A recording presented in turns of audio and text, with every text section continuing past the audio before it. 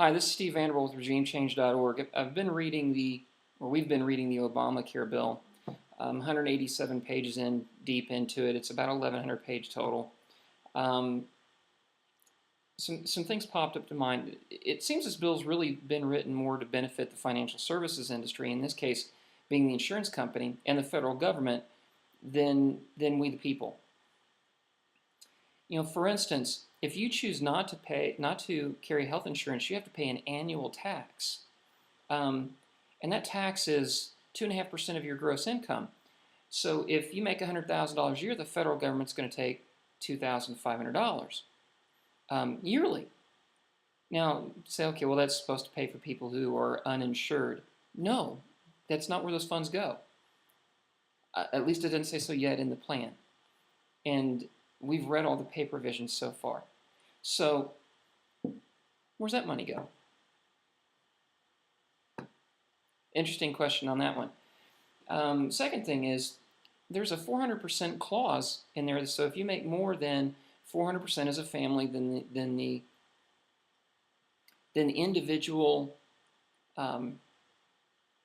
poverty rate, you have to pay for tax, you have to pay for health care too. I think most people are going to find out if you have a household income of more than $32,000 a year, you're going to have to buy health insurance, and the federal government's not going to give it to you. Not even going to subsidize you.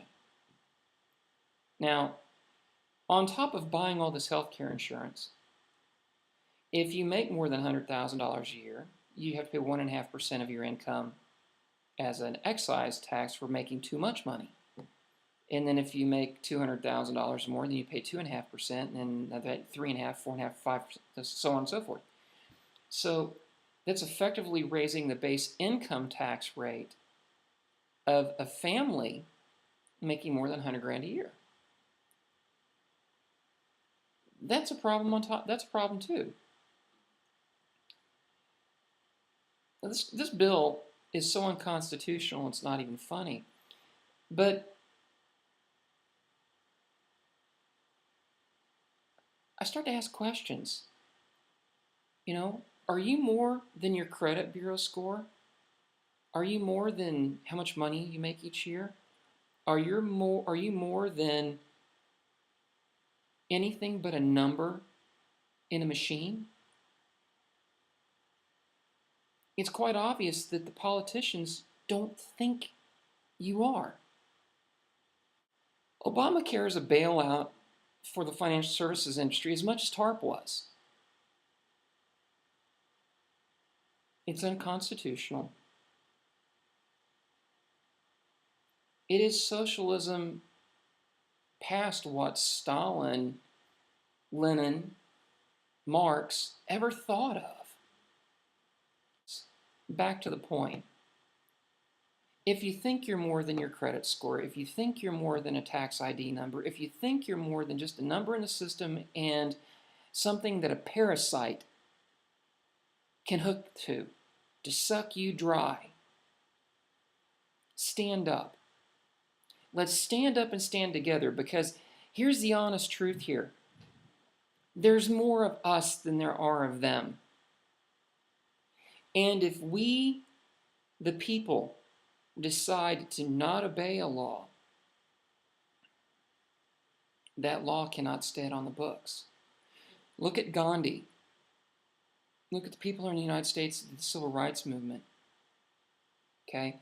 Look at the women who suffered to get the right to vote. There is a history of civil disobedience in this country. We started as a civil insurrection. The Tea Party, the original Tea Party, chucking out the tea off the ships.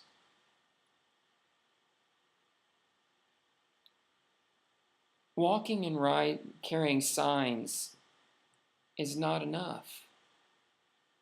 We've reached a point in our history where we must jointly agree to disagree and not abide by the laws that those we elect, those who we elect and don't listen to us,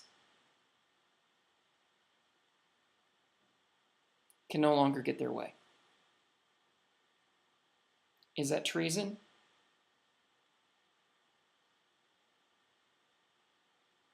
It depends if you're a loyalist or not. I served my country. I choose to do so again. I invite you to send your suggestions to um, comments at regimechange.org. It's 10:30 at night Central Time on Sunday. I have more reading to do. But for right now, I'm Steve Vanderbilt for regimechange.org. Thank you.